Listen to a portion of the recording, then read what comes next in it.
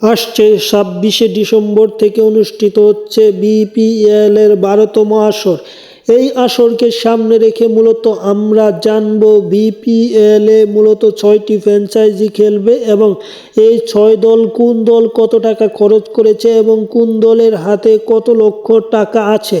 এক কথায় বলতে গেলে প্রত্যেক দলেই মূলত 4,50,00,000 টাকা নিলামে খরচ করতে পারবে এবং এই খরচের মধ্যে কোন দল কত টাকা খরচ করেছে এবং কত টাকা তাদের হাতে জমা আছে তাই জানবো। তার আগে যারা চ্যানেলটি সাবস্ক্রাইব করেননি সাবস্ক্রাইব করে ফেলুন।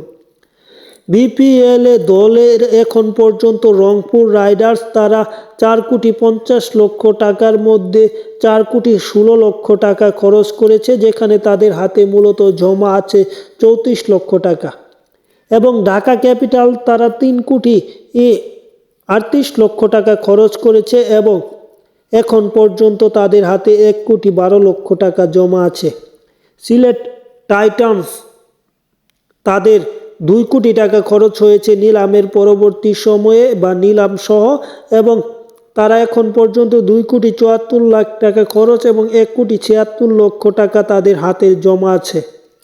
এবং রাজশাহী ওয়ারিয়র্স তারা 3,81,00,000 টাকা খরচ করেছে এই নিলামে এবং তাদের হাতে 69,00,000 টাকা।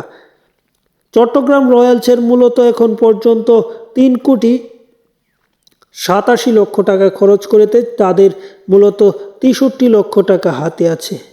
এবং সবচেয়ে বেশি হাতে আছে নোয়াখালী এক্সপ্রেস, তারা 2,63,00,000 টাকা খরচ করেছে এবং 1,87,00,000 টাকা তাদের হাতে আছে।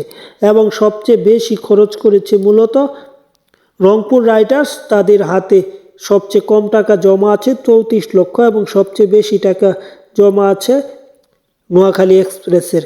এবং দ্বিতীয় সর্বোচ্চ 1 কোটি টাকা আর উপরে জমা আছে ক্যাপিটালসের হাতে।